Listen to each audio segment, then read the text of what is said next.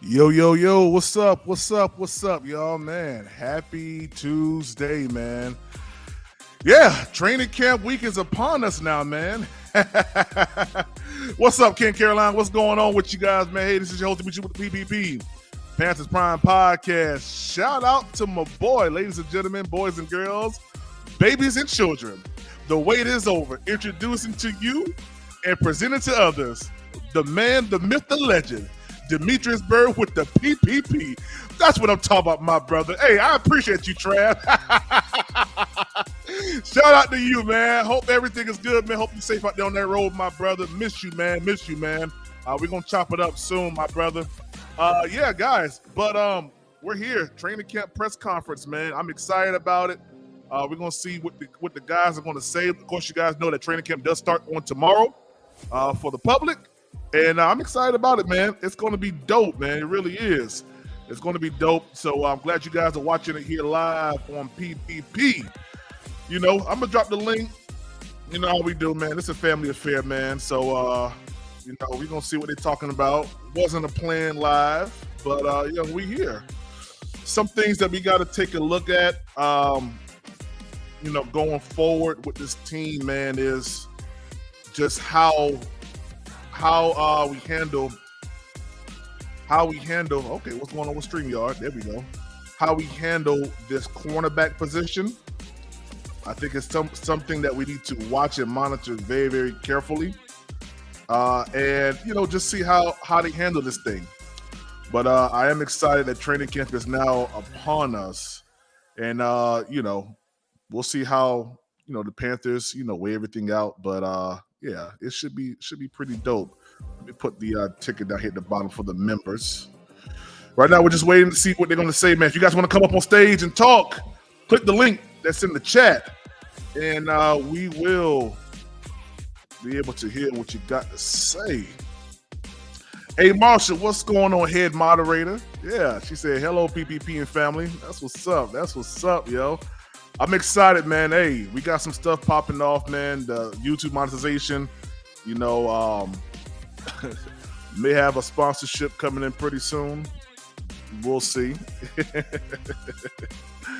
And just excited about some things that's popping off. But let me see what's going on in the chat on the Panther side real quick. Let's see. Roadmaster said PPP. Yeah, I'm getting love. I'm getting love on the Panthers live stream. Let me say what's up back to Roadmaster. Roadmaster. What's good, bro? Yes, sir. Hey, man, ain't nothing but love over here, man. I'm gonna tell you that right now. Ain't nothing but love, man. And yeah, I don't plan on changing for nothing or nobody. Excited about the season. I'm still have us at 8 wins. Here we go. Here go the press conference. Let's get to it. How's everybody doing? Welcome back. Excited about the season to start. The players just took their conditioning test.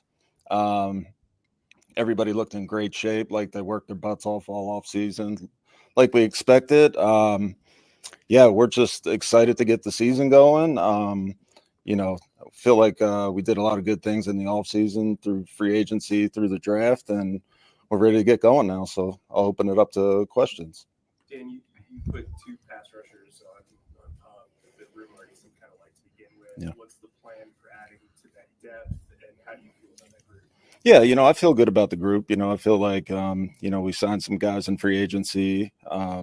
You know, DJ, he's getting back healthy. He's doing everything he can from a rehab standpoint to get back. He's working his butt off. So really proud of him and his progression where he's at right now. But yeah, to your question, you know, we're going to look to try to add depth at every position. Like I said before, outside linebackers, no different. We're just going to try to add as many pieces as we can and create as much competition as we can. And we'll just kind of handle it that way. Can you clarify, did he have a setback with the quad, DJ with the quad, and how much did you guys know about that free agency? You know, he had some things going on that I really don't want to get into here, but you know, nothing that really set him back that much. We feel good about where he's at right now.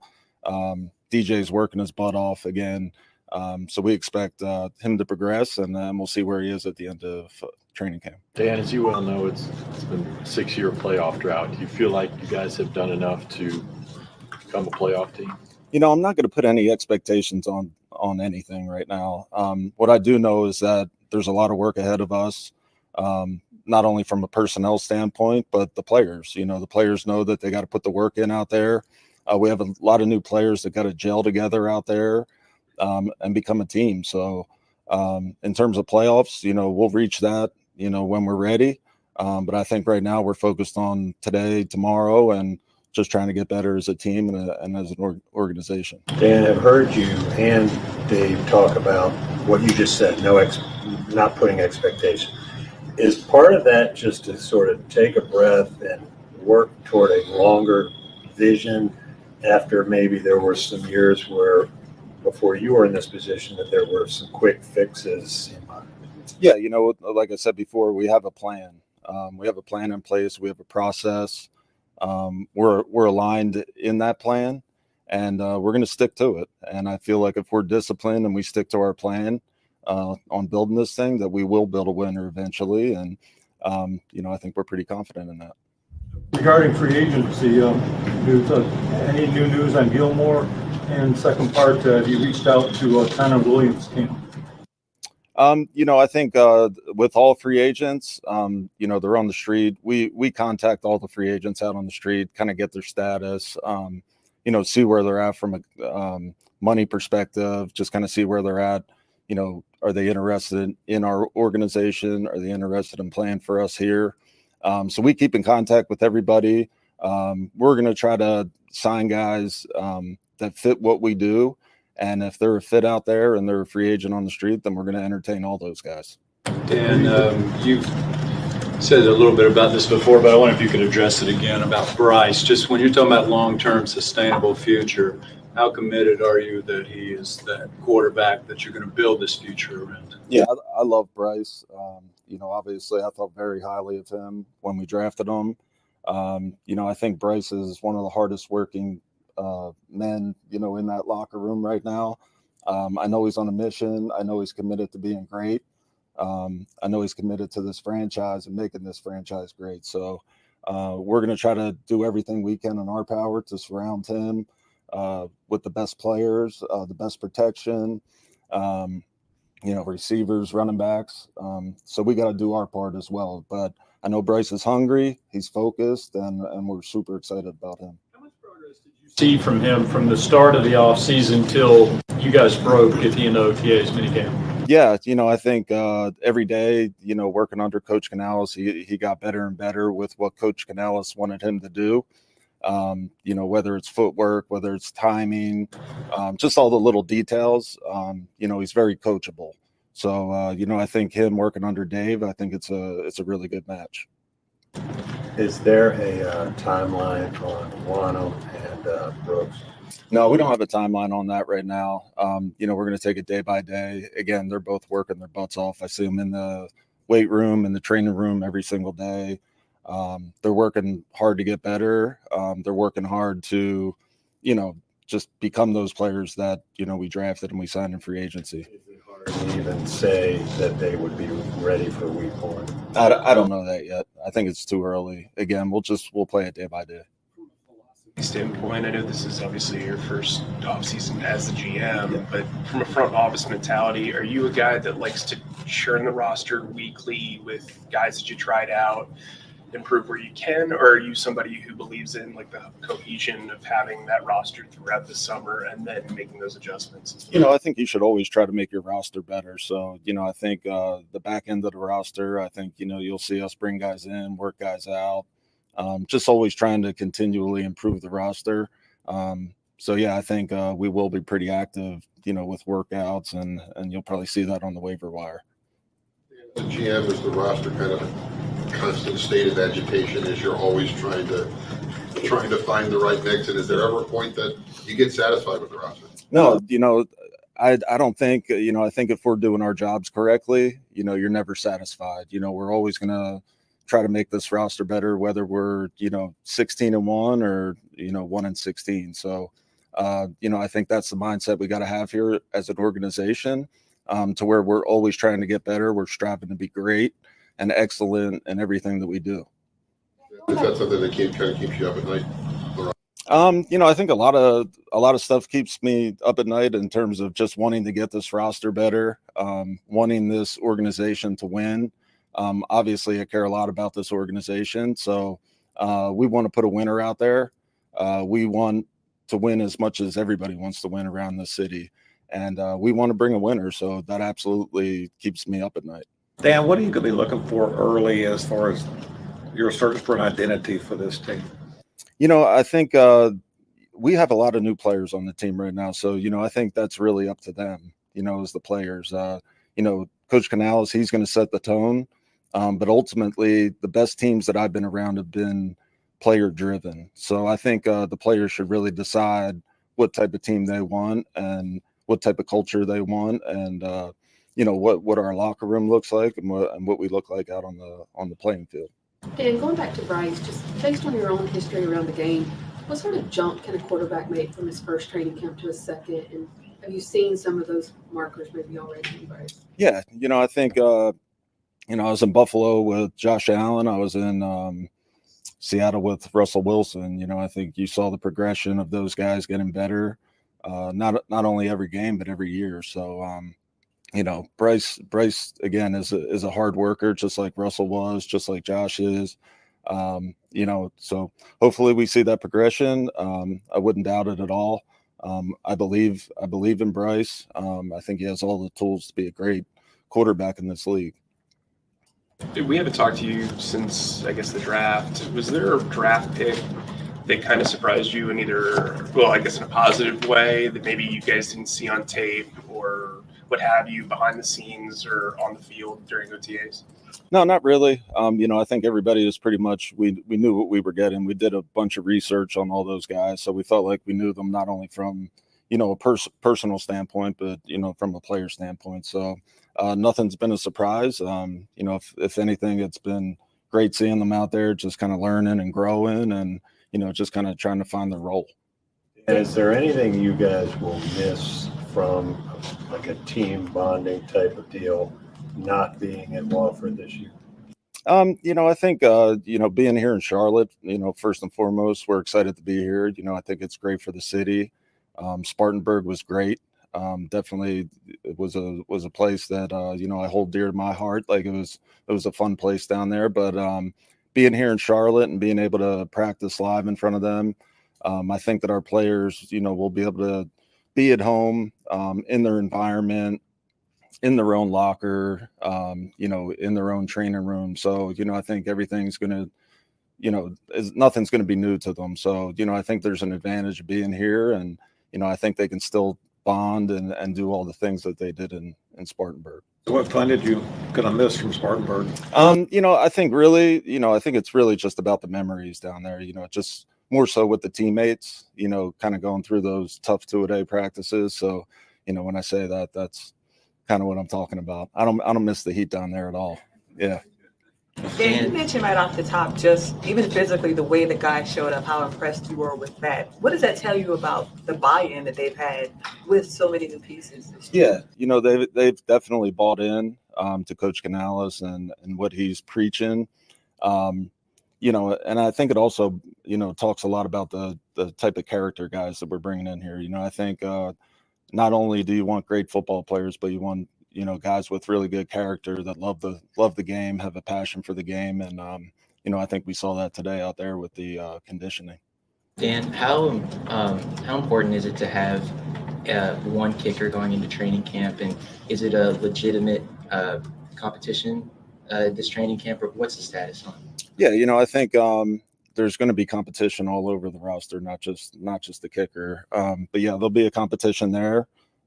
Like everywhere else. And, we're looking forward to seeing those guys compete, and it should be a good competition. We kind of got a behind the scenes look of that Brian Burns trade via Hard Knocks. Did you watch that, and how did you feel about the kind of the behind the scenes being put on display like that? Yeah, it's fine. I think, Joe and I are just trying to do what's best for both our organizations. Obviously not all the phone calls are in there. Joe's a really good friend of mine. We had multiple phone calls about the Burns trade. It just wasn't those couple that you saw on Hard Knocks. There was a lot of thought behind everything, a lot of discussion about everything. So, yeah, I think it's something, that's good for you guys to see. Would you want to see the Panthers on that type of Hard Knocks? Whatever they tell us to do, I'm fine. I'm fine with it. I'm good with it. We'll do a couple more. Is there a specific position battle that you're kind of excited? I know you're probably excited about the entire roster, and you're probably going to say that. But is there a position battle that you're really focused on and excited about? I'm excited about the whole roster and all the competition. No, I mean, there's we have a lot of new players on the roster at all different positions. So, I'm looking forward to seeing just the guys go out there and compete, just kind of see these guys in pads. We haven't even seen these guys in pads yet. So just to see them in pads, see them compete. I'm just excited to see that. Outsiders tend to think that you guys need to do something more at edge, but also potentially at corner. What's your confidence level in Dane Jackson and your background with Dane? Yeah, we signed Dane for a reason. Dane is a tough, scrappy, smart player who fits great in this defense. He's a really good football player, really good person of character. So, we feel good about him. But again, we're going to try to create competition at every position, and we're going to be aggressive too. We're going to be smart, but we're going to be aggressive, and we're going to bring competition in here. The roster in that edge group that you think the rest of us might be sleeping on?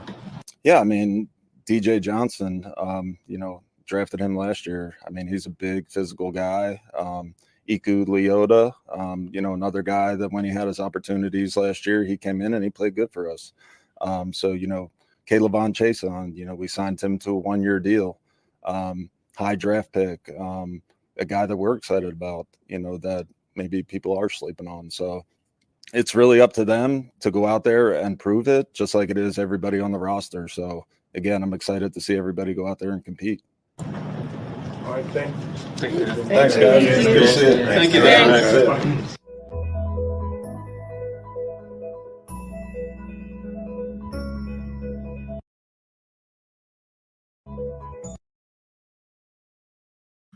All right, so we're gonna wait to see who's coming up next. Shout out to the Panthers media team for having good audio. Listen, I'm excited that they actually asked that question about the corners, and now we see Dan Morgan's perspective on it. I think that they're probably still going to bring in another cornerback, more than likely. Of course, they worked out one from the UFL. I can't remember his name now, but because I don't have my notes on me right now. But they worked out someone at the defensive end position and also at cornerback position from the UFL. So we just have to wait and see what happens. Maybe there may be a signing today with training camp starting tomorrow, and we'll see.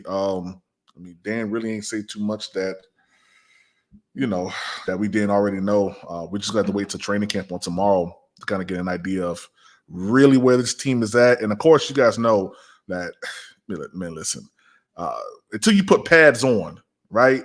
Until you put pads on, you really don't know how this team is going to go. I mean, everybody looks good when they have on shorts. You feel me? Yeah, Eternal 252. Exactly, man. We're bringing competition in. I like that. That's right. It's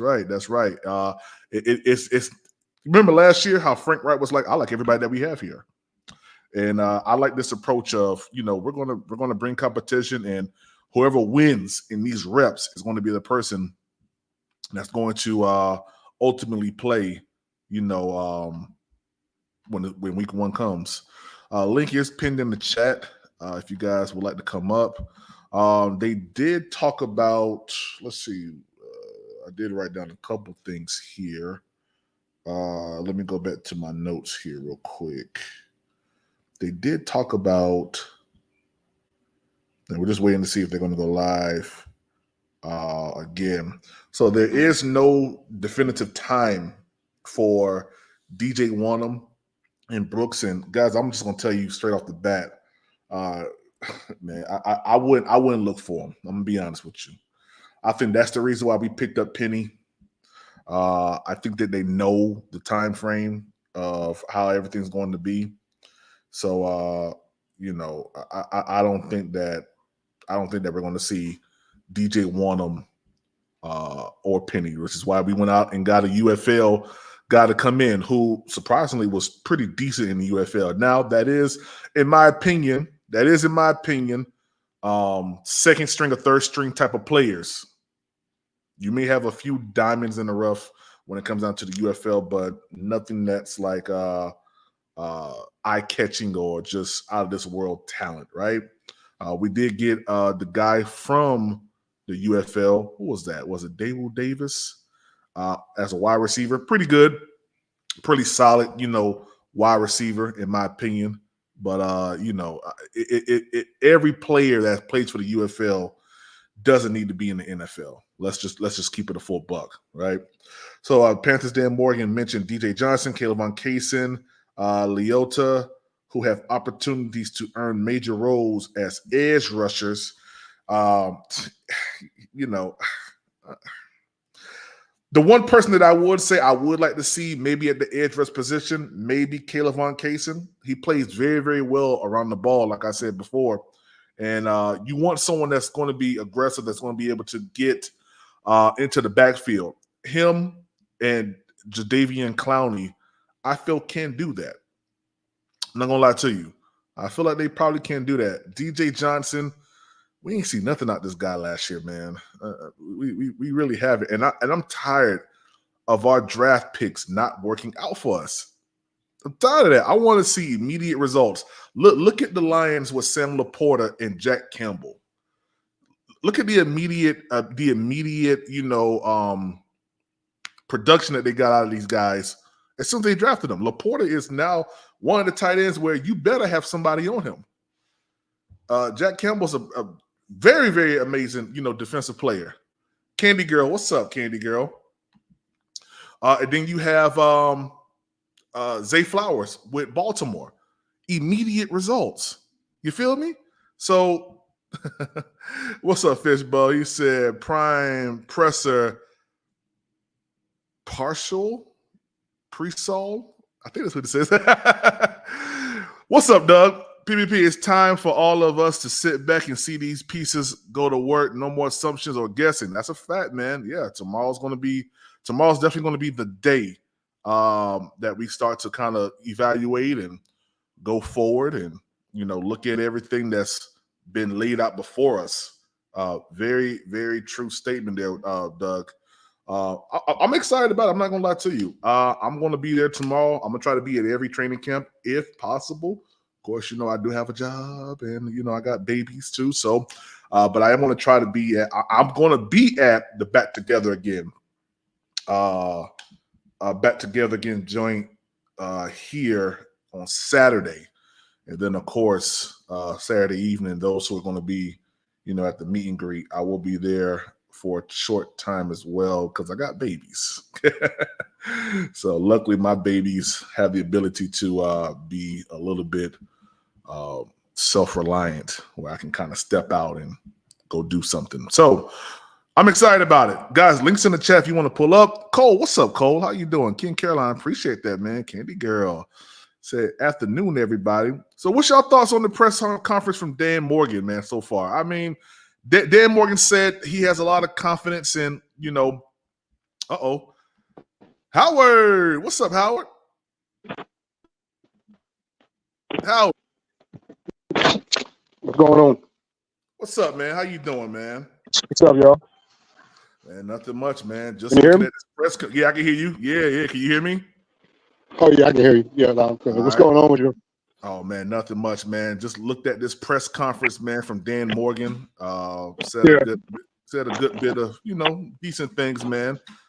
He still doesn't know the status, or he don't know if DJ Johnson or Sanders is going to be ready come week 1, which is something that we all kind of knew.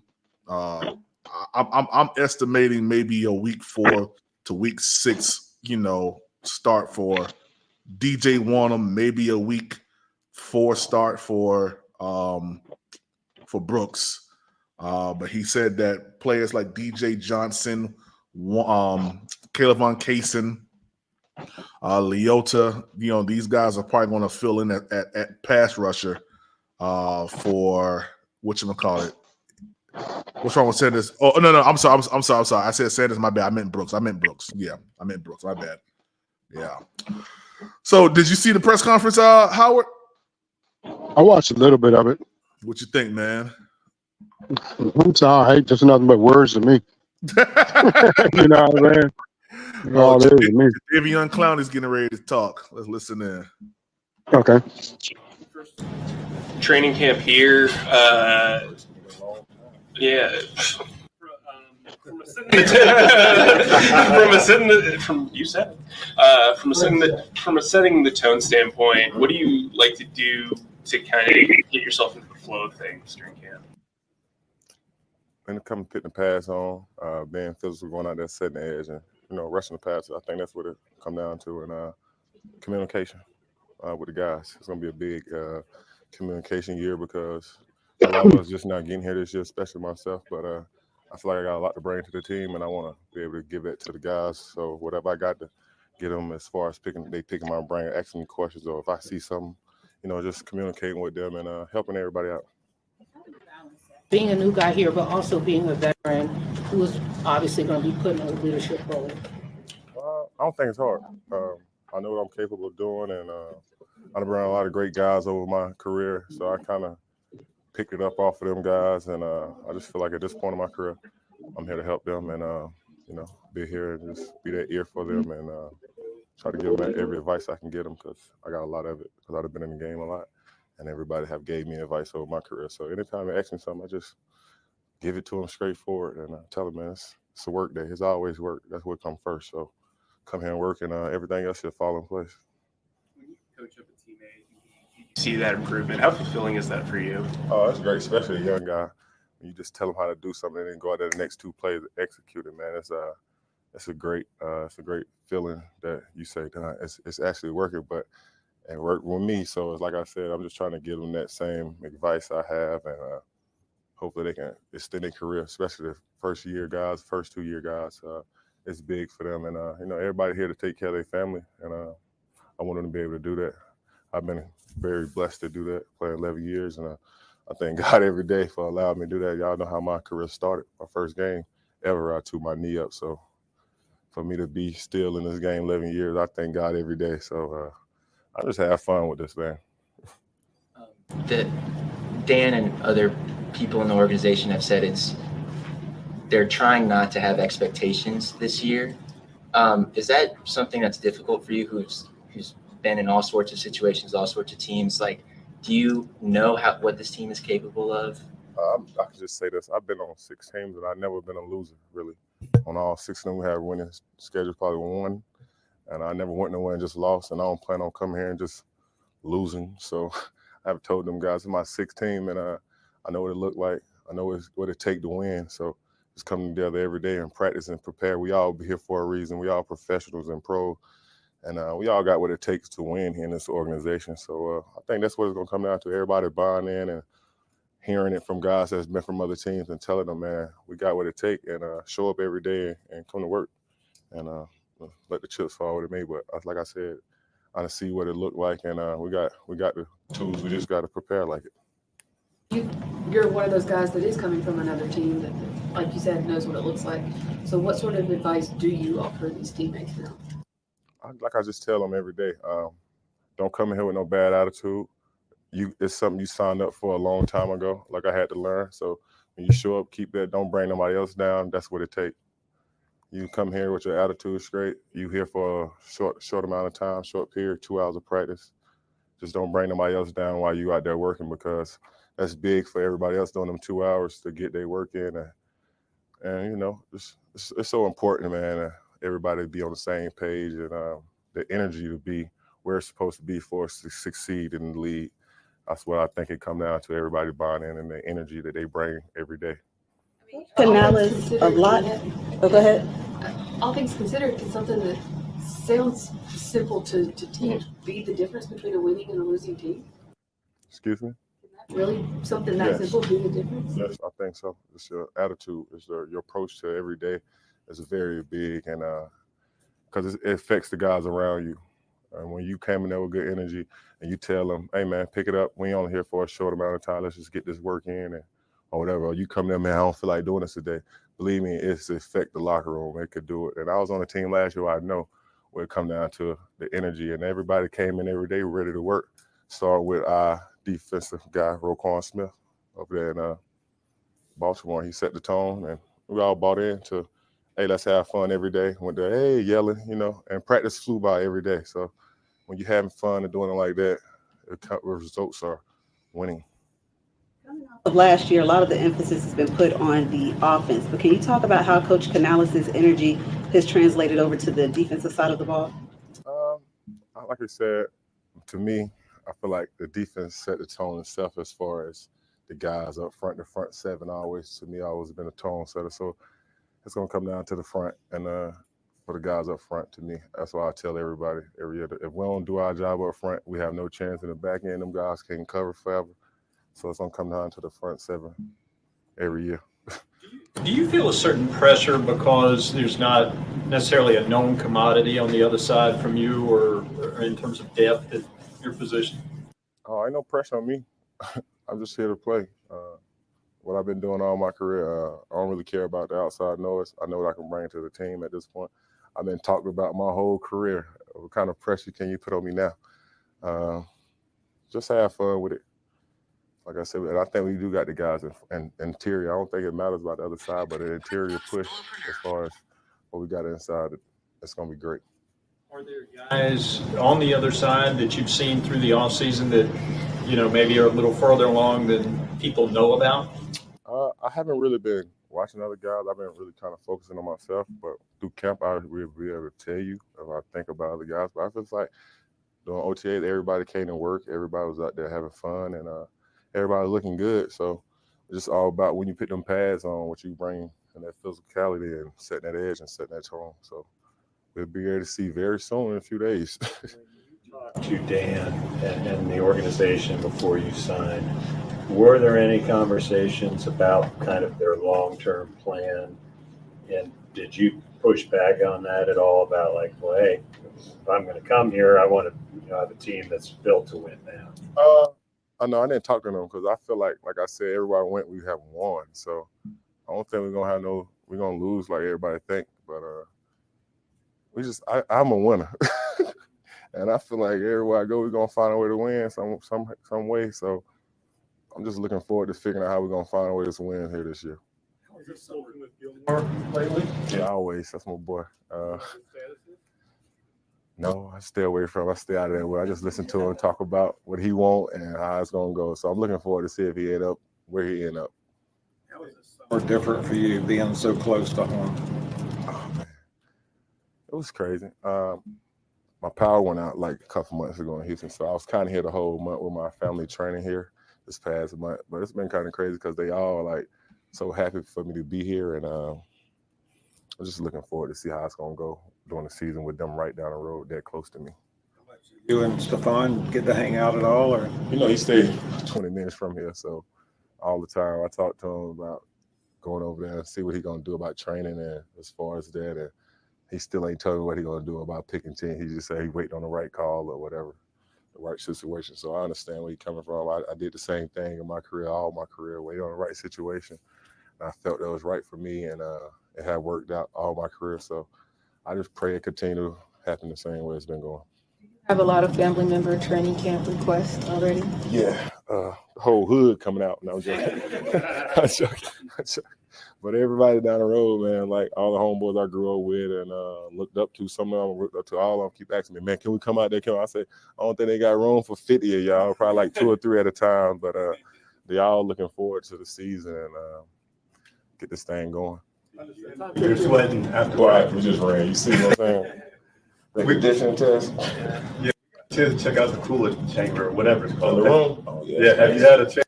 How on using it, maybe? Oh, every break. I plan on using every break I get. We never had that my whole career. I never had a cooling room, but it's pretty nice for the guys. But you know, like I said, it's football. You can't get in there when the game starts or whatever. So, you know, something to have, I guess. You say your power went out? Yes, in Houston, you know, there was a storm, and I was out for like 10 or 12 days. I didn't go back after the 4th of July. I just stayed here the month of July because it was out and had to figure out a routine up here. So it's okay. Already up here. I'm on the 4th for my came to see my family. Yeah. Ikuliota and DJ Johnson as guys who could really step up. What have you seen from them this offseason? Oh, they real strong and physical. I can tell you that. I seen that in OTA. I like them boys and in workouts. So setting the edge, I'm pretty sure they can do that, handle that. I'm just ready to see them rush the passer. Like they said, it's going to be coming down to us rushing the passer. And I feel like we watched them last year. The run game was not a problem, too crazy, but you got to get after the quarterback and guys play you different when you have a hard time scoring. So, like I say, we just got to do our job on defense and see what they come up with. I see a lot of threats on offense this year, I think. They got a lot of good guys around him I haven't seen on certain teams I've been on. So I'm looking forward to see what the offense do, too. Kind of explain the dynamic of you being a new guy in this organization, but a veteran of the league and coming in. How are you greeted by the long-term guys here? There's not many of them now. But Exactly. I mean, like Shaq, Shaq coming in, you're coming back, you're kind of entering his world. I mean, how do you guys, work together to get everybody kind of going the same way? I just told them guys, I'm here to help. I ain't here to step on nobody's toes. Y'all the leaders. I'm just coming here and, if y'all need something from me, I'm just here to work and show y'all what I can bring to the team and just see how it works. I still want him to do his thing, lead, and I'm going to fall in line with him. I don't want to step on nobody's feet. And, just come in, give what I can give to the guys around me and my energy and come to work to practice every day. And by definition, with your experience, I mean, you can be viewed as a leader in this room too. For sure, but like I said, if that's what they're looking for me to do, I definitely can do that. I'm going to do it by my plan and showing up to work. I'm trying not to talk too much to them guys unless they ask me for my advice, but I just want to show up to work and have fun every day, and cause that's the only way I know go fast. Last year was the fastest season of my career. Playing in Baltimore, I was like, this is fast as it ever went, but we had fun. When you're having fun and go like that. So I just come to work, have fun every day, and she'll go fast. It'll be rolling. All right, thanks, JD. Y'all have a good day. Thank you. All right, Howard, what you think about that, man? It's all right, I guess, Okay, I ain't got no base. Nothing to say about all that, I can't hear you. You got a lot of background noise, Howard. What you say? Oh, I'm sorry. Can you hear me now? Yeah, I hear you now. Yeah. Can you hear me now? Yeah. Uh-huh. No, I like that he's trying to hype the team. Hold on. That's a pretty good thing. I like good. Bryce Young. Any Bryce Young. a little break? Any stories? Anyone do something like to share? I feel like it's like a group thing. Anything to share with the group? David Newton's got summer catalog done, Me? Not much. I was in I see how you kind of transitioned to the interview real quick. That was good. We were about to have but not much. I was in I was back and forth. A lot of time out in California, some time out here, but so working out, getting ready for the year. Now it's here. Posted this and I probably missed it, but did you get guys together, you and Andy, and how did that go and where was it? Yeah, we were out in California, but it was good. It was good to get some reps. It's always good to just be able to come together, get a head start, and then it's all to transition to what we're doing now. Saw pretty recently in the offseason was the opportunity you had to speak with Cam Newton. It's an interesting dynamic given the two of you have many similarities here. What did you take away from that exchange? Yeah, I've had a couple of exchanges with Cam. We've talked multiple times, and I'm grateful for for just obviously he's been here, he's done great things here. So I've tried to pick his brain about some things, and I'm grateful for his support. I'm grateful for him obviously still caring so much about the organization. Oh, snap. What's going on with the Wi-Fi? Can y'all hear me? Yeah. Yeah, I wonder what's going on with the Panthers. When he was talking and stuff, it was like It was in and out shoot like for me. So that's been great. Is there a good, I'm sorry, go Did he ahead. give you any advice? What do you say? Did he give you any advice? Yeah, just keep working. Again, he loves the city, loves the organization, and just to know that that's something that we're all striving for the same thing. But just to continue to work, continue to grind the same way, and that's definitely something I'll take to heart. He said when you were in an interview, he said he'd been where you've been before. What exactly did you take from that, and what did he tell you to help you realize that there is a bright future maybe for you? Yeah, just to keep your head down. Obviously, when you're in the moment, whether it be last year, honestly, anything in life, it's easy to get caught up in that. And then, obviously now, someone like Cam's career, you look back on it, and all you think about is, you think about the MVP, you think about all the great things he did, and just like anybody, any person in life, sports, there's ups and downs. So just to persevere, to push through things, and obviously you want to be invested in where you are, where your feet are, and be there, but know that through ups and downs, just to keep working. Bryce, last year you proved you could take a hit or two. You looked bigger this summer. How do you feel entering training camp? Feel good. Feel good. I'm healthy, which is a blessing. And again, trying to do everything. You don't look bigger at all. OTAs, physically, mentally, to get prepared for the year. I don't know. I'm not a big step on a scale every day type of person. So honestly, I don't know what I weigh at now. I didn't really know what I weighed at before. I don't know, but I try to work out, for my job. So Okay, that's kind of alarming. I'm sorry. Bryce, you've had this success in college where you've been in the playoffs and championship games, and last year you were going through the draft process, so you really haven't had a full normal offseason in a pretty long time. How different was this offseason from a step-by-step standpoint getting to here? Yeah, it was really different. It's by far the longest time that I've had off. Like you said, you don't really have that throughout, and especially now not being done with school, being having a long extended period of time. So it was interesting navigating that.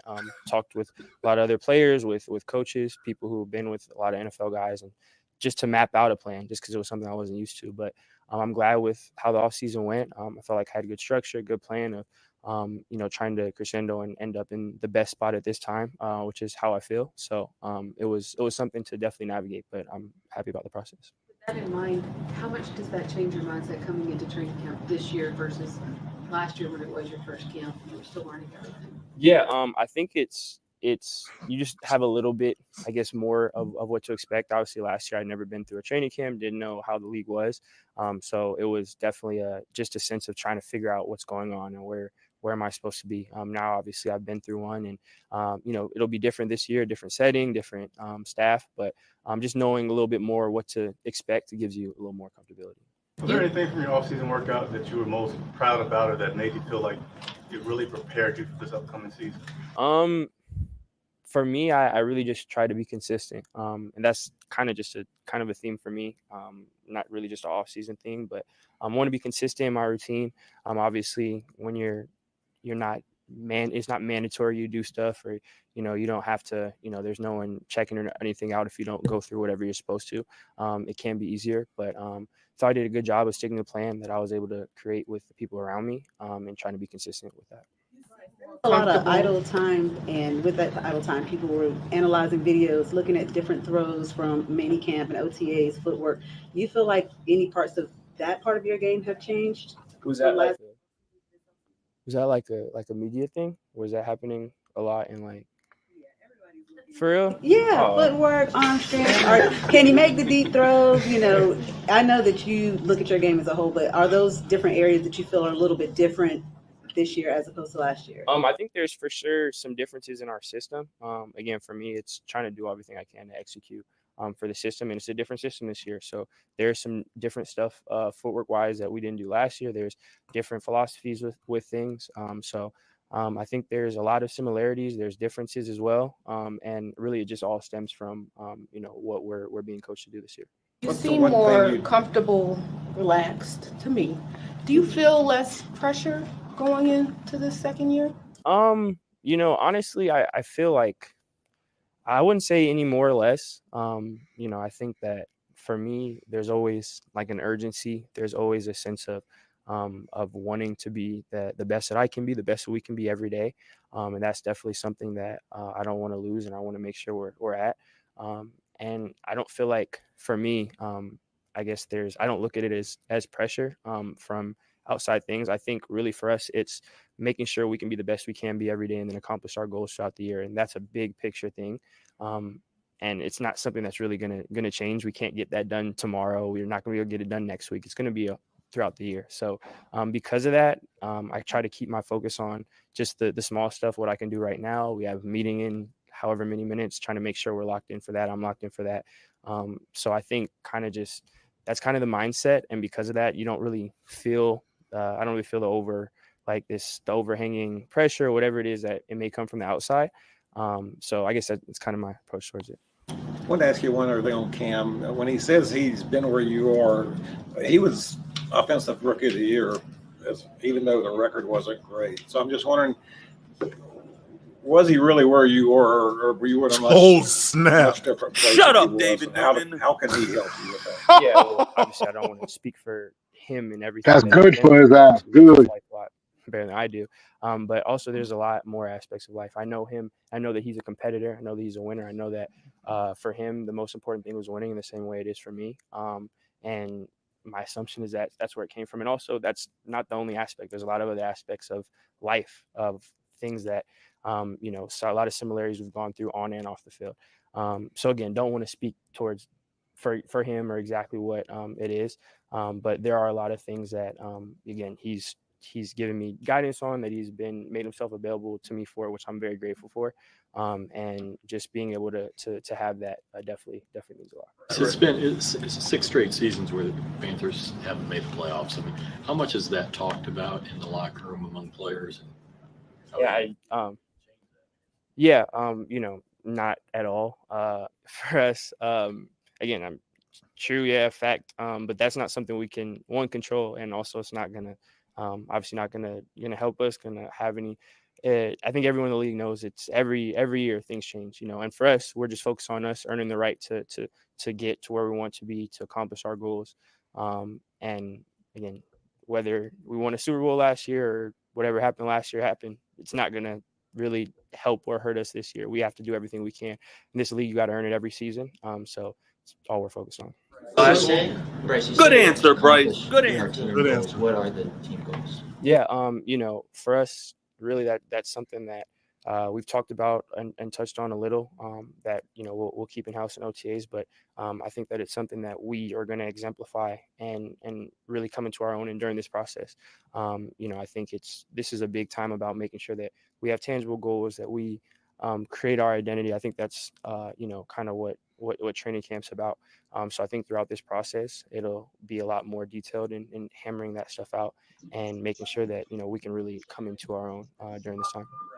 Where does he look stronger? And I don't see where. On the offensive line throughout the offseason, throughout the summer, you weren't able to get with Austin until midway through the season.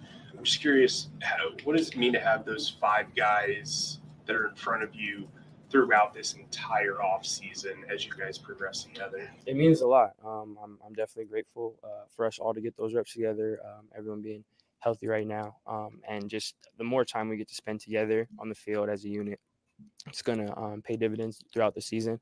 Obviously, how things play out is how things play out. But right now, having the foundation we do, it's great. So we got to take advantage of it and make sure we keep building during the training camp. Something cool you guys did off the field when you were working out in Cali with the guys? Sorry, what's it? Off the field when you were working out with the guys in Cali? Went to an Angels game, which was a fun experience. Got to go see a couple things, meet the team. So that was one thing.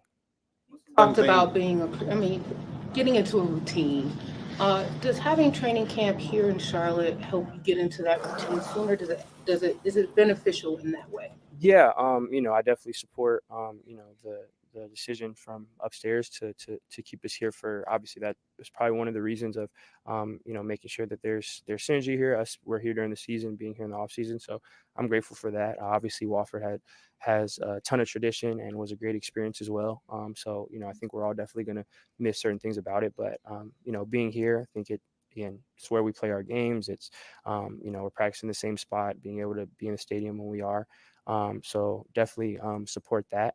And, for us, where it is kind of just, it's just where it is. What we do with the time we have here, that's really what matters. So that's where our focus is. So the practice field upgrades. It looks great. It looks great. It's super exciting. That was my first time seeing it today. So it was really cool. Bryce, statistically, the receivers last year kind of had trouble gaining separation. I think it's part of the reason front office went and got Deontay and Xavier. Could you see a little bit more of that in the spring, or will that be something that's a little more clear to see in these practices and preseason?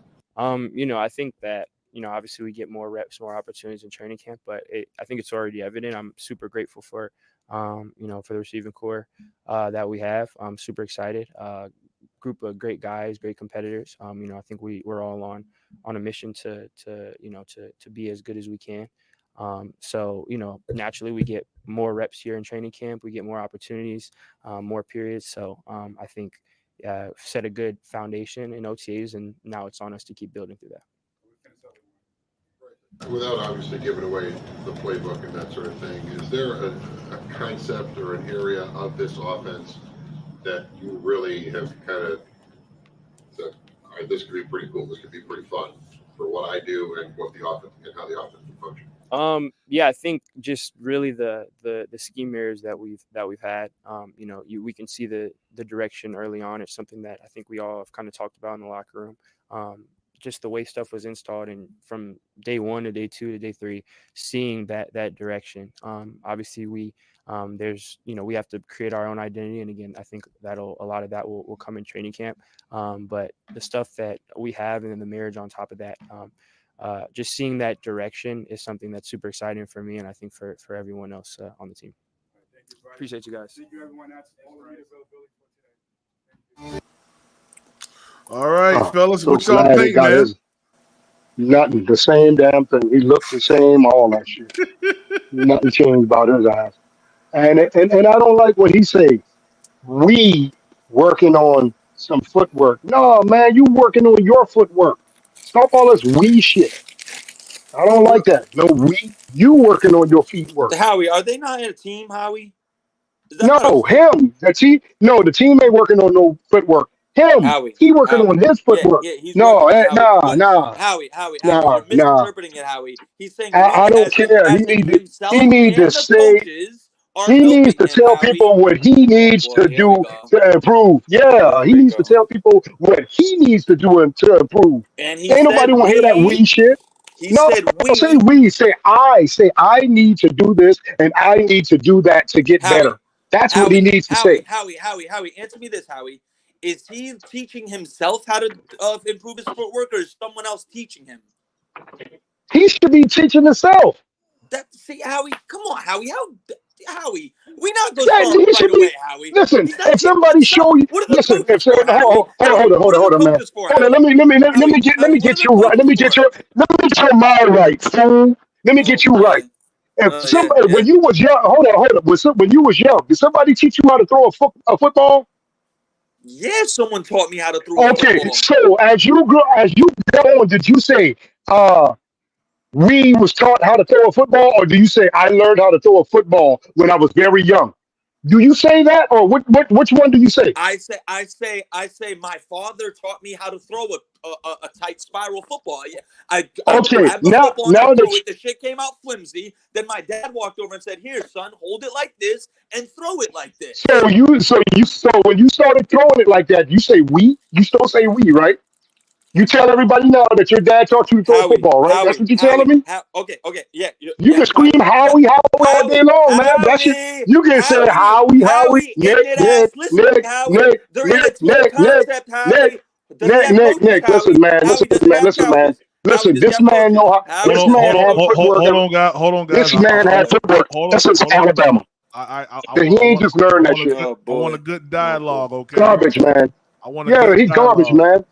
All right, He needs to say, I need to improve. That's what he needs to say. This man, If he Howie, say just that, literally people sat will here and respect said, him better.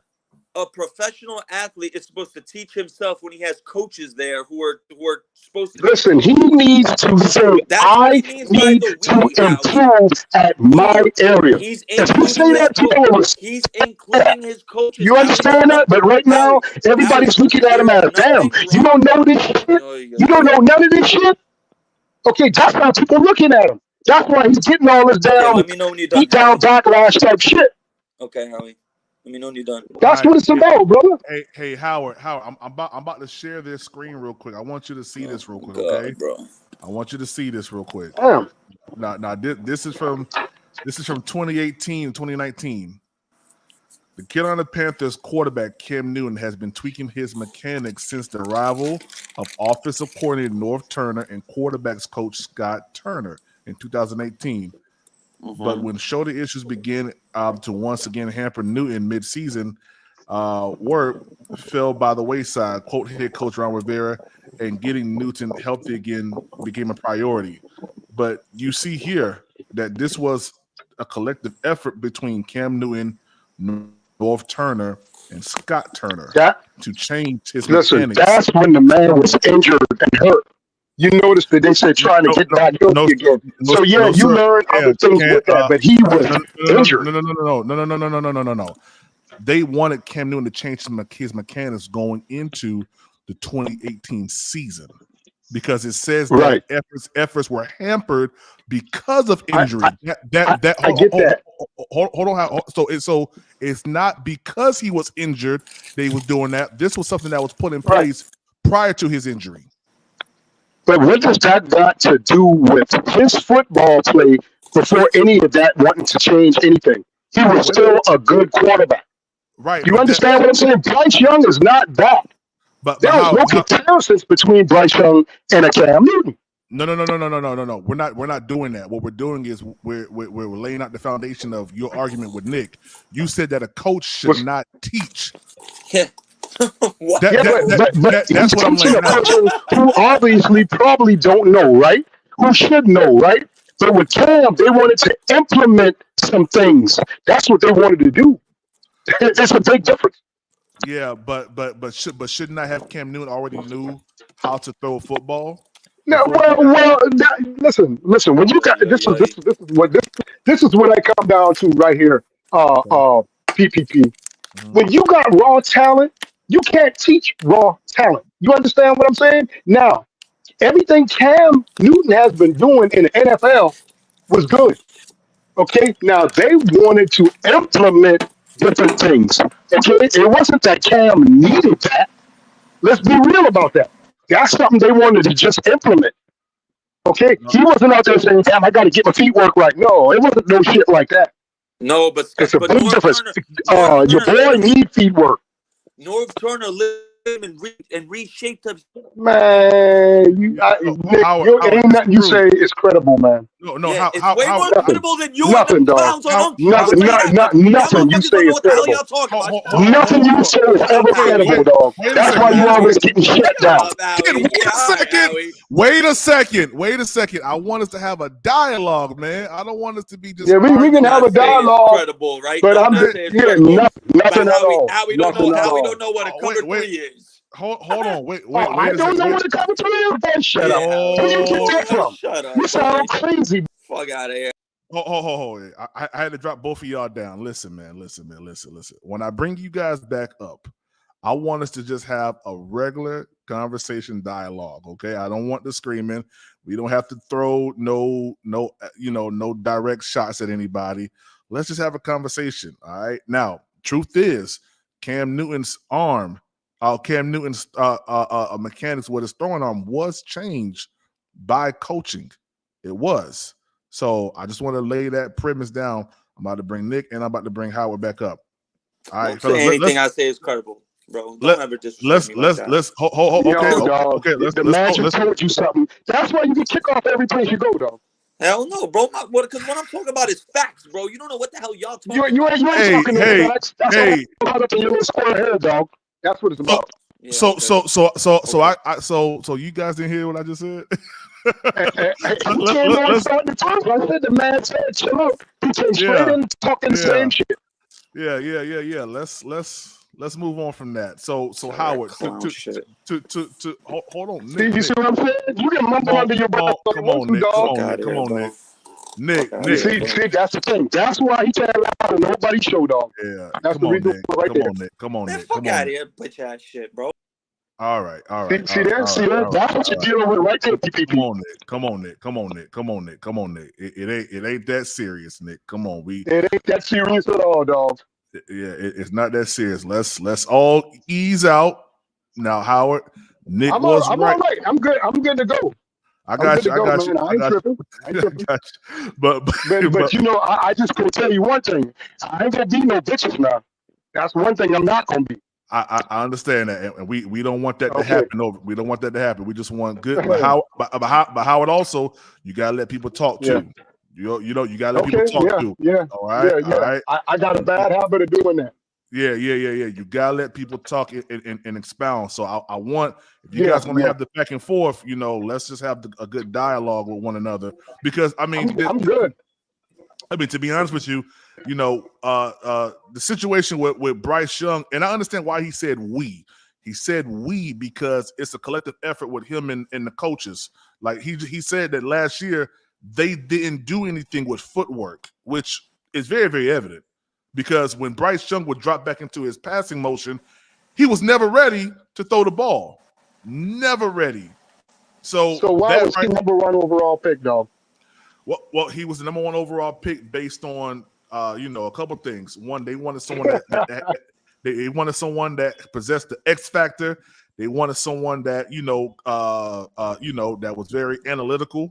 David Tepper was on record saying that when he picked his first head coach, he wanted someone that knew analytics. So that's what point to why they wanted him. Oh my God! I mean, that's all that is terrible, man. I don't agree with it either, Howard. I don't. Yeah. I don't agree with it. I don't believe you pick a quarterback based on the S2 cognitive test. And we ain't heard nothing about that test this year when it came down to these draft picks right here. Yeah. We ain't hear nothing about no S2 test because it's meaningless. I judge, and I ain't gonna knock nobody out. I'm judging off what I've seen on that field. You understand? Right. I got the right to. Right. I don't have the right to close. I mean, I do have the right to close my eyes. A lot of people close their eyes and act like they don't see. You know what I'm saying? But I know what I see. I've watched football all my life. I've seen quarterbacks come and go. I've seen it. This ain't nothing new right here. Okay? If he is not the man, he's just not the man. That's all it is to it. Okay? The goal is to build your team to try to win Super Bowls. Am I lying? That's the biggest goal in this thing. Winning Super Bowls, right? Right. And you have to have the players. You have to have the players, the personnel. Who's got talent enough, who can execute to get you there. Right. And we don't have that, man. We don't have it. What are we wasting time? But it ain't just Bryce. You acting like it's just Bryce. I ain't saying it was just Bryce. But I'm just calling him out because he is the leader of this team. Nick, you were the main person that said, this is what you said. And we can go back. You said if we had that quarterback from Detroit, we would be in the playoffs. You said that. I mean, you got to make it make sense. Now what you arguing about? Because he would have the same offensive line, the same wide receivers, right? Am I right or wrong? Yeah, well, you're right there, Howie. But how can you compare an 8-year veteran who's been to a Super Bowl to a rookie, Howie? Like that's not logical. That's not. You're talking about fair. That's not fair. You can't compare an 8-year. Hold on. I just let you talk. Let me go. You're talking about an 8-year quarterback who's seen multiple defenses, who knows when defenses are trying to disguise stuff, who knows and seen a whole bunch of things, and you're comparing that and a guy who's won 4 or 5 playoff games in his career to a rookie. Right. Okay. So at that point, it's all on Bryce. At that point, it's all on Bryce. You can't blame the offensive line and things like that. It's on him. Howie, you have to understand something, Howie. I am on firm belief that if Bryce does not perform well this year, it is 100, not 100, 1,000% on Bryce. This is make or break for him right now. There is literally no excuse left. All the Bryce fans, I've defended Bryce. To defend Bryce until I have a reason not to. If he comes out and he throws up a stinker, then you ain't gonna. Then I'm gonna sit here and say Bryce is not him. He's just not him. But you saw a stinker last year, right? You did see the stinker last year, right? I did see a stinker. So I'm just so right at that point right there, I saw the stinker last year. Mm-hmm. Okay. And taking your words that another quarterback could come in here and play under that same offense and take us to a playoff, that lets me know right there at that point, Nick, that it ain't no offense line, it ain't none of that. It's just that individual quarterback. Come on, Howie. You're saying it. Come on, Howie. I mean, come on, Howie. Yeah, but you saying come on, but these are your words, Nick. They said these are my words to you. Basically, Howie, all I said was having an 8-year quarterback like Jared Goff, who's good in clutch games, who's good in tight games and close games, right? All I'm saying is a lot of those one-score games may have went a different way with a quarterback like Jared Goff. You know, maybe we beat New Orleans. Hold on. Maybe we beat New Orleans week 2 with Jared Goff. We only lost by 3. Maybe we beat Chicago on Thursday night. Maybe we beat Tennessee. Maybe a lot of those games go different. Maybe they don't. But I'm saying with a guy like Jared Goff, who's an 8-year quarterback, the likelihood of us winning those close games is higher. That's all. Okay. That's all I'm saying. But what does the offensive line got to do with anything at that point? That's a good question, and my answer. That's a good question, and my answer to that is this, Howie. Like I said, being an 8-year vet, you know how to deal with, crap situations where, if you know your left tackle struggling, maybe you're gonna motion that running back to your left side and have him chip the D end. You know what I mean? Instead of leaving, a monstrous, right end on Ike Ekwonu who's gonna chew him up and spit him out the whole game. Maybe you should have a tight end on Micah Parsons' side instead of letting Micah Parsons come one-on-one against Ike. Dude, we had Micah Parsons, we had Ike Ekwonu trying to block Micah Parsons one-on-one in the Dallas game, bro. What are we doing? Seriously, what were we doing?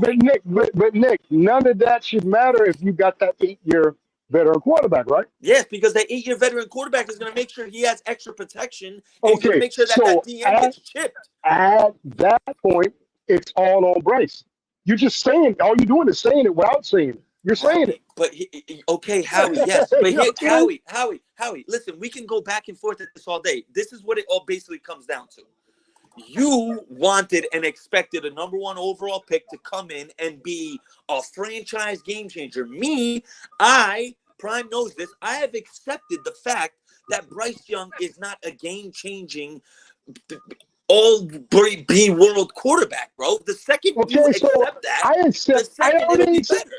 Why are you you saying I don't accept that? I'm telling you that's what he is. I've been saying that for longer. So then why you been crapping on him the whole longest? I've been sitting here for months. Howie, that's the reason why. Howie, I've been sitting here for months. He's not a game changer. He's none of that. But he's our first-round overall pick. You're right. What sense does that make? It don't make no sense. Howie, I promise you right now, Prime, if you do this a little exercise right now, if you pull up in the last 10, 15 years, you pull up every draft that a quarterback was taken number 1 overall, Howie, and I guarantee you there's a quarterback who wasn't drafted number 1 overall in that same draft who was better than the number 1 overall pick drafted at 1. So more times than not, the team who drafts the number 1 overall pick is not the best quarterback in the draft. The only example in the recent memory where the first quarterback number 1 was Joe Burrow, who was the no doubt best quarterback. When Baker Mayfield got drafted, I'm pretty sure Josh Allen or Lamar was the best. But listen, you still you're beating your own self up, Nick. When you start talking this, you're beating your own self up because you tried to cover a blanket over Bryce Young. You can't do it. He's unmasked, dog. We know what he is. We know exactly what he is. He's not a guy. He's a guy who needs talent around him to do well. He's not a guy who's going to elevate. Why are we spending? Why are we spending getting a first round pick that's like that? Why? Why are we spending that? Howie, first off, you Come cannot. on, man. Make it make sense. Regardless of what you think, Howie, regardless of what you think, the simple fact and the Man. simple truth of this is you cannot judge a quarterback after one season. You can't. It's just not Man, fair. It's not possible. You can't. listen. That's it. That's Right just it. now, Understand that. right now, until he proved everybody else wrong, he is garbage, and his man will be garbage until he turns that around. Okay, that he's garbage right now. You understand that part, right? He is garbage. That's He's a not bit. garbage. See, that's I don't agree with that. He's not garbage. Yeah, He's garbage. Yeah, real quick. That's a very fair opinion. If Howard want to have that opinion, he can have that opinion. You know, Absolutely. yeah. If you want to have it, Not you can gonna have it. agree. But I will say this: you never want to judge something off of just 1 year, especially when we talking about the situation that happened last year. Frank Wright being gone, coming in, after he was just fired from his previous job as a head coach. It just wasn't a good fit, in my opinion. Plus, there's been reports saying that he didn't even want Bryce Young in the first place. You didn't want Bryce Young. I didn't want Bryce Young. A lot of people didn't want Bryce Young, right? Because they knew what time it was. Well, I didn't want Bryce Young because I wanted C.J. Stroud. So okay, I didn't want Bryce Young. I didn't want Bryce Young, period, at all, nowhere near our shit. But I wanted AR. I didn't want that nowhere near our shit. And the thing that I didn't like about Bryce Young going into the draft process was he didn't work out at the combine.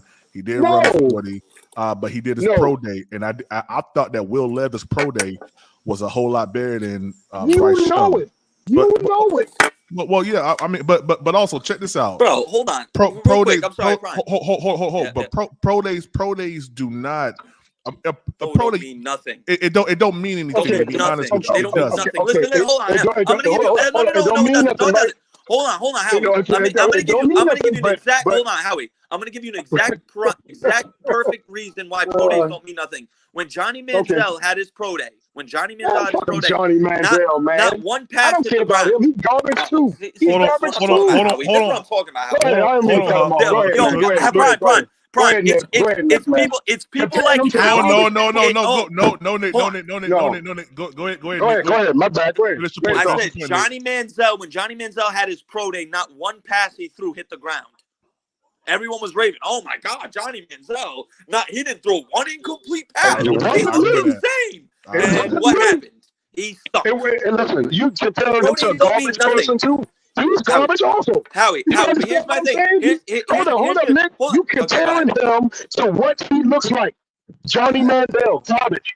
He looks just like that. You understand what I'm telling you? No. How? Whoa, Prime. I'm not letting him do that to me. I'm not letting him do that to me, pal. He's not going to switch up my words. We were talking about providing examples of why pro days don't mean anything. Now I'm going to explain why Howie's a hypocrite, right? Because pro days don't have. Hold on. Pro days have no defense rushing at them, but Howie will be the first one to say that. Oh, there's no pass rush. He has all the time in the world to make these throws. So what you talking about, people coming at? They just want to see your arm talent. That's all that's about, brother. They want to see if you can make certain throws and things. Hold on. That's what that's about. They run a man out and tell him to go this way, that way, and they want to see if you can make those throws. That's what that's about, dog. That's all that's about. Real quick. Yeah, and Zach Wilson had that highlight throw where he rolled out to his left, threw it 70 yards down the field, and that's what made him the number 2 overall pick that draft. That one throw.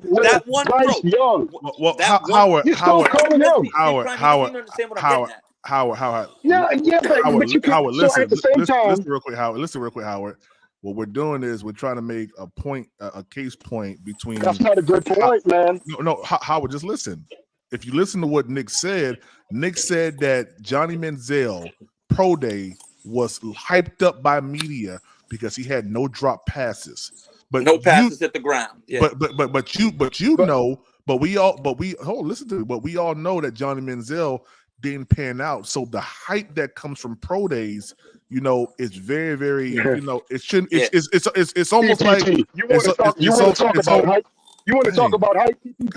So you want to talk about hype? Hype? Really, we talking about hype, right? This man didn't even go to the pro day, and he was hyped up. No, he went to his pro day. He didn't go to the combine. I mean, to the combine, and he was hyped up. Come on, CPP. Let's not talk about hype. 'Cause all these things happen too. Plenty of quarterbacks haven't gone to the combine. Hey, come on, man. Did, what are we defending? What are we defending? Caleb Williams? And Caleb Williams didn't go, Daniels, did he? and Jaden Daniels, and Drake May. No, Drake May was at the. Jaden Daniels and Caleb Williams were not at the combine this year. Right. Yeah. We haven't seen them play football. See, but they hyped Bryce Young up, and then we saw him get on the field, and then when we call what we see, it's all these bunch of excuses. Well, I think it's more local than anything because I mean, if you were a Washington Commander fan, and because they just made Jaden Daniels the starting quarterback for the Washington Commanders, I mean, I think that you would feel almost the same way that or they would feel probably the same way that you feel because he didn't do anything at the combine at all. You know what I mean? It's a red flag. It's a red flag. Well, it is a red flag. Whether you want to say yes or no. Well, yeah, Bryce Young to me because they didn't weigh him. He even, and Nick, you even said it too. That's a red flag that he don't know how much he weighs. He didn't know how much he weighed last year. I was going to get into that. Yeah, he don't know how much he weighed this year. Quick. Go ahead. Come on, man. Prime, you know, I rock with Bryce and I'm on the Bryce, but to me that was a red flag. That's alarming. You a professional athlete. Yeah. You hiding something. Something, bro. Let's be honest here, guys. We both know. All three of us know this. A professional athlete, bro. Them dudes know how much they stay on. Your phone's breaking up. The fact, that's what I'm saying. Y'all heard what I said? No. Your phone's breaking up. Y'all can hear me now? Yeah, I hear you now. No, what I'm saying is, bro, we all three of us know this, bro. A professional athlete, bro, they know how much they weigh. They stay on top of stuff like that, bro. Exactly. You know what I mean? So the fact that he's not saying it is kind of a red flag. Like, bro, you're hiding something. You're hiding. He's been hiding ever since the combine. But Howard, he you see, did look like he gained a little bit. His shoulders look a little broad. I don't know. But Howard, I'm looking right at him. Hey, Howard, do you see how unbiased of a perspective we can give about Bryce? Because we just said that's a red flag. So listen. We try to keep it a buck, man. Yeah, what's up? I'm not being biased. This is ever since you met me, this been Howard from day one. Oh, it has been. On Bryce Young. My consistency has not changed or anything. I haven't wavered or anything. This is me from day one. So I'm not being biased. I feel like I'm calling it for what it is or what I think it is. You see what I'm saying? I'm not being biased. I'm just saying this is what I see. This is what I think about him. You know what I'm saying? So I'm not being biased, man. I'm serious about that. Absolutely. No, I got you. You know, I believe in the same token, like for me instance, like I take everything in totality with the Carolina Panthers. So that includes Bryce Young, that includes offensive line, that includes the coaching staff, that includes the type of plays that we call or the scheme or the progression. Because if you know anything about calling plays, I had the liberty of being a play caller when I did coach football. There's a flow to it that you have to try to accomplish. It ain't just saying we're gonna go out here, we're gonna run these first 15 plays, and you go out there thinking that, but then you have to be able to adjust to what's going on. If you know that they're playing single high safety, why are you throwing post routes? You feel me? if you know that that's what they're doing, you feel me? So you gotta know what they're doing. You gotta adjust to the game flow and get a groove going. Go ahead, Howard. I just want to say, can Bryce Young read defenses? Yeah, he can. I want to ask that question. Oh, he can? Yeah, he can. Oh, he can read defenses. And see that they got a single high safety and no switch, nothing up. Prime, please pull up that Adam Thielen throw for him, please. Well, please. No. I really want to hear Howie's perspective if he looks at this. When you pause it, you say, please do that for Howie. Yeah. Good old Nick, Howie. Listen, Nick. You can find one or two things he did right. But it should be way more than that. I can pull up instances in other ones, I'm talking about him when they got the single high, and he should have a bunch of touchdowns. He should have been made defenses switch up their style of play against him. All right? He ain't made defenses do that. Well, Howard. To be fair, you asked, can he read defenses? You didn't say Yeah. nothing about scoring. You said, can he read defenses? But if he can read defenses, he would have more touchdowns. That's what I'm saying, PPP. Well, it also goes with the play type, Howard. You can't score touchdowns when you're 3rd and 13 throwing a screen pass to Adam Thielen or TMJ. You're going to one thing, man. One thing. No. I'm not going to one thing. I'm just saying, like, the play call. How many times you seen him do that? Oh, a bunch of times. It was a bunch of screens. You seen him do that on third down? A bunch of times? Yes, sir. Howie, No, come on, man. Come on. Howie, go look at hold on, Howie, go look at the Titans game over again. 4th and 8, game on the line. Frank Reich literally called the screen play on 4th and 8. You know what, Nick? Howie, Nick? go look it up, Howie. I ain't looking at no more Bryce Young, nothing. Till this year is so we start playing ball. I ain't looking at no more, nothing on him. I ain't studying that dude or nothing no more. I stand where I stand. To me, until he proves me wrong, he is garbage, man. Respect. And I'm standing 10 toes down on that. Okay. Hey, we until he proves me wrong. Until he proves me wrong. I got you. He got to prove me wrong. But, he got to play better than that. But Howard, I just want to let you know.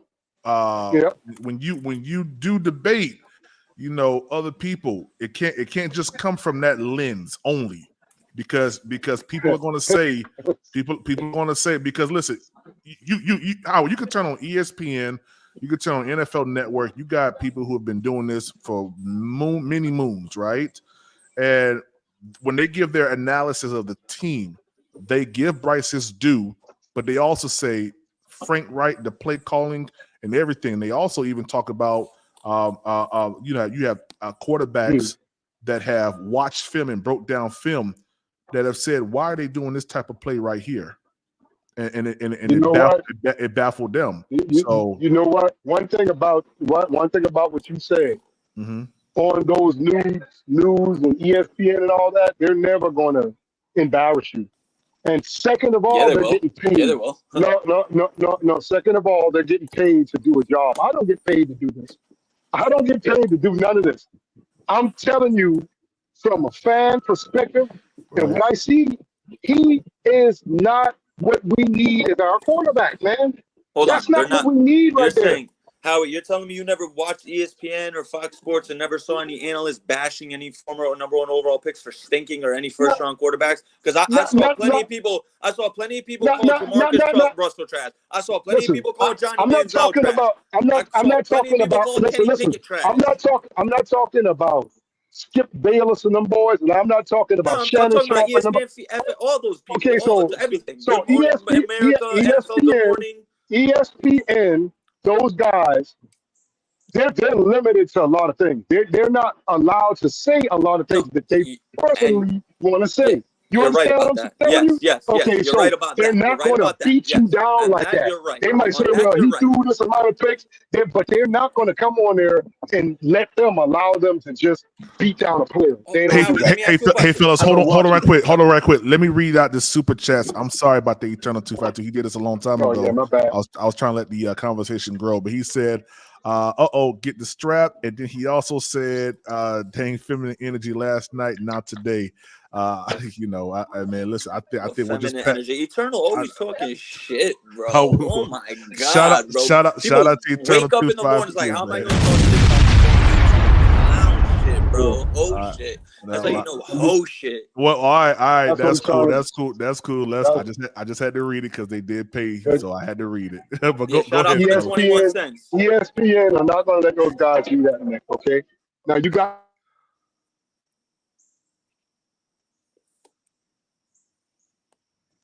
Howard, did we lose you? No, when it comes down to ESPN and all these other talk, they're not going to get out there and bash you. They're not going to do it. They can't do it. You know what I'm saying? What do you mean they can't?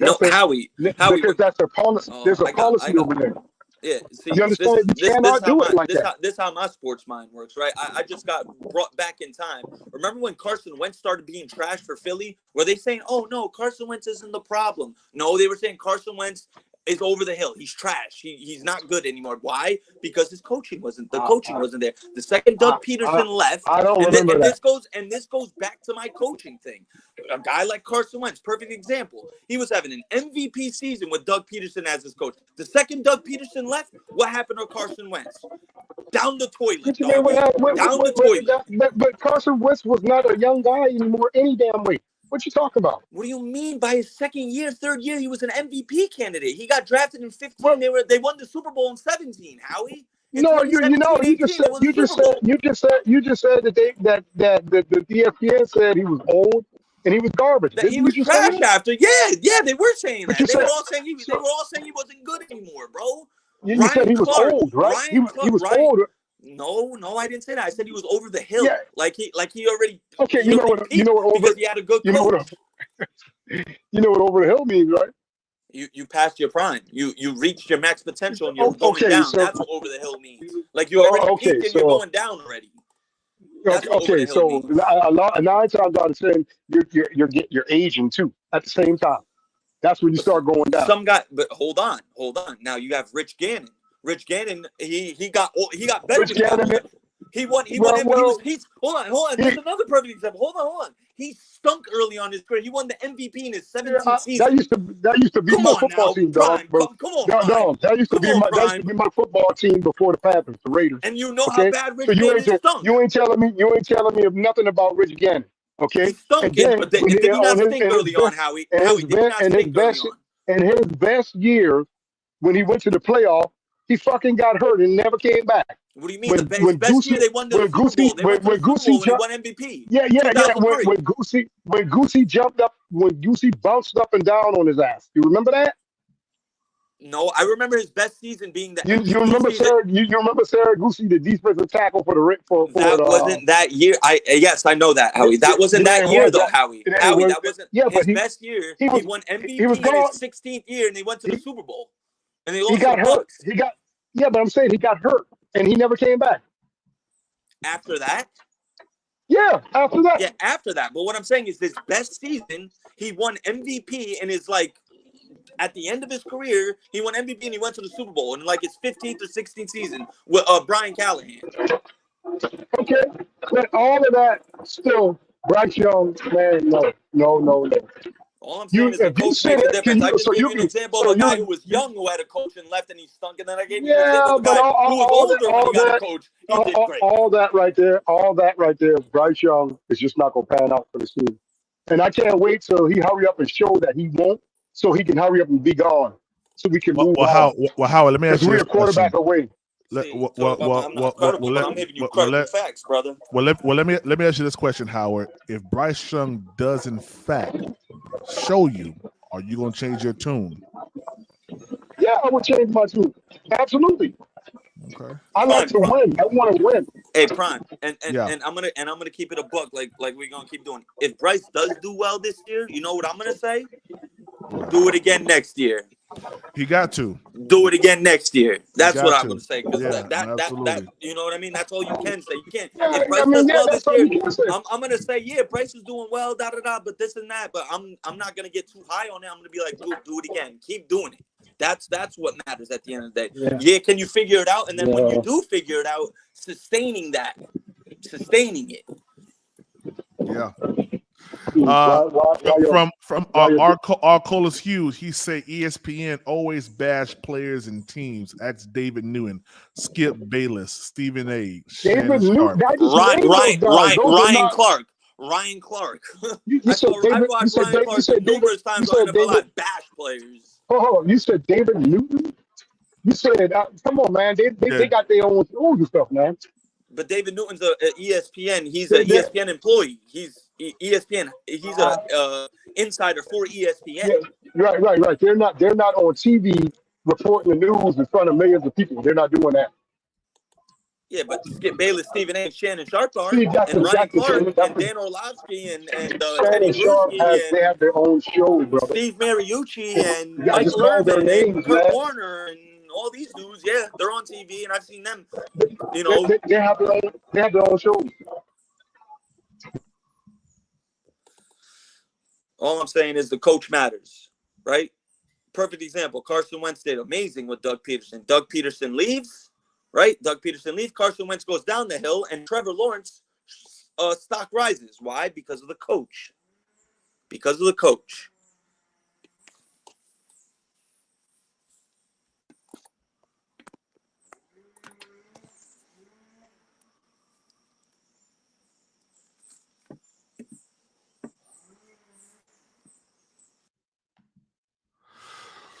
Well, shout out to you guys. Great debate right there, man. A beat reporter and a TV show host are pretty different. Now, I do think that I was looking that up. I do believe that he does work for ESPN, if I'm not mistaken. But, fellas, I got 2 profiles for you, Nick. Yeah, I don't know. My joint wigged out. There you go. Okay. All right, cool. Let me remove this one from the stage. Yeah, man, but good conversation here, man. I mean, I'm not gonna lie, I'm excited about training camp. I'll be at training camp on tomorrow, getting some footage and putting all that stuff together and seeing what this Panthers team is going to do, Prime, man. I'm gonna text you, bro, while you're there. You gotta let me know about Jonathan Brooks, what he's doing. Man, I'm gonna try to get some binoculars because I don't know how far. I'll be out this Saturday, PPP. Okay, yeah, I'll be out there Saturday too with the babies, man. It's gonna be fun. Yeah, absolutely, man. Yep. Well, fellas, man, we about to go. I got to get to work, man. I'm supposed to have been already out there, man. But y'all be easy. Y'all be easy. Yeah, man. Y'all have a good one, man. This is your boy Demetrius with the PPP Panthers Prime Podcast. You know what time it is. Let's go.